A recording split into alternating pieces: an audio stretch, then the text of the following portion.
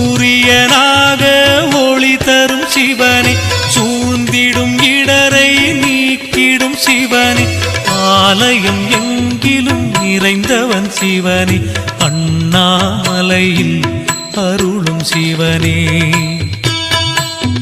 சந்திரனாக குளிர்ந்திடும் சிவனே, சமயத்தில் வந்து உதவிடும் சிவனே, சபரிநாதனை தந்தவன் சிவனே, அண்ணாமலையில் அருளும் சிவனே.